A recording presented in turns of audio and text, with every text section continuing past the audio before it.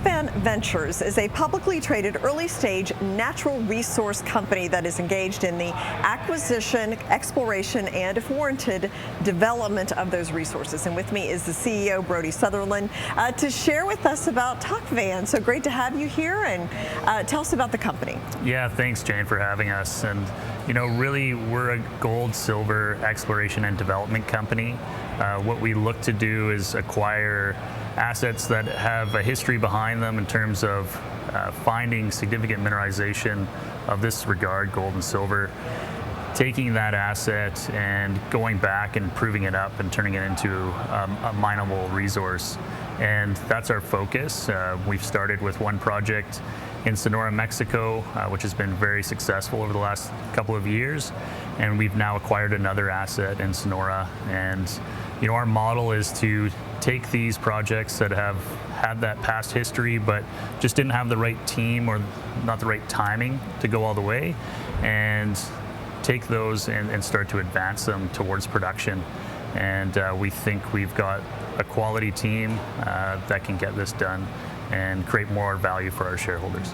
Now, you're headquartered in Canada, right? That's right. But you just mentioned you're doing business in Mexico. Where all do you operate? Right now we're focused 100% on Sonora, Mexico. So this is a state that's just south of Arizona. It has excellent infrastructure. It's really built around mining. It's very established. You've got companies like Fresnillo, Agnico Eagle, Cisco that have all set roots in that state. And because of that long history of mining, it means that there's excellent people that understand how to advance these projects. And that's been essential for us, is to acquire a team in that region that really understands it inside and out. And it's been the most important thing for us. So we've got Rodrigo Calles Montillo. He's our chief geologist there. He's got over 30 years experience in that region. He's worked globally for big companies like Rio Tinto, Kennecott, and he's built a team around him in Sonora. And it's that team that's allowed us to be successful. And we're really proud of the fact that our entire technical team comes from Sonora. And again, it's a quality jurisdiction, very accessible. You can drive to a lot of our project sites. Because of that, very low cost to operate. And that's essential as we move things forward towards production. You need that low cost in order to hedge against a very volatile commodity price market that we are experiencing currently.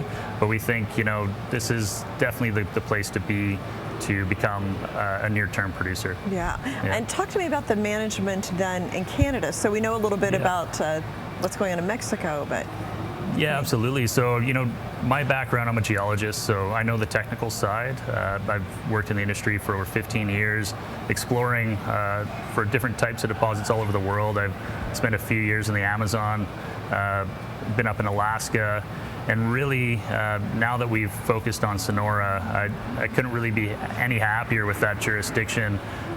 There are a lot of challenges when you're in a remote location. Obviously, a lot of added costs associated with that. And the fact that in Sonora, you can drive up to our project sites in an afternoon. We have all the contractors, consultants that we need right there, fully accessible to us. It just means you can put more of your exploration dollars into the ground and move that quicker towards development. So let's talk about business a little bit. You've got some financing. Yeah. Explain the business part of it. How does the financing work? What are you looking to do with that money? Yeah, so we're very fortunate in that we've secured a financing that will help us advance both these projects for the next 2 years. And we think that with that, we'll be able to show that Pilar can be a near-term producer. We'll also be exploring at Picacho for the first time, drilling in the upcoming month. And we couldn't be more excited about that prospect there. But really our model is, again, to identify these assets, show that there is strength and that potential to be a new resource that can be mined, and do all the technical work to prove that along the way. So we'll be doing more metallurgy, showing that you can actually extract the metals from the rock, and all the additional technical work that's required to basically prove that this could be a feasible mine. And just real quickly, I'm just curious your thought, the macro thoughts about gold. and silver. Yeah. I mean, how do you see that market right now? Yeah, you know what? I think obviously, like a lot of things, it's a bit turbulent right now, but long term, we're very bullish on both gold and silver. I think it's interesting to me to see all these alternative currencies coming about, but I think what we're seeing more and more of is that they're being backed by some kind of physical commodity, and oftentimes that will be gold and silver, and that just means we're going to need to find more of it.